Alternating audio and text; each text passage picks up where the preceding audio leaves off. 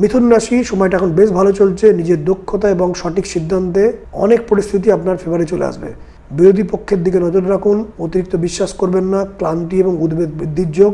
কোনো কিছু একটা কেনাকাটার ব্যাপার তৈরি হবে, লাক্সারি বা এসেন্সিয়াল গুডস, তার জন্য কিছু খরচ হতে পারে।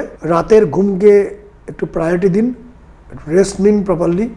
সঠিক সময় খাওয়া দাওয়া এবং বিশ্রাম, এটা এই সময় খুব জরুরি। তাহলে কিন্তু সামনের 1-2 সপ্তাহ পরে সময়টা একটু কিন্তু বিগড়াচ্ছে মিথুন রাশির। সেই সময়টা কিন্তু একটু খেয়াল রাখবেন, শরীর কিন্তু খারাপ হতে পারে। এখন থেকে সতর্ক হয়ে যান।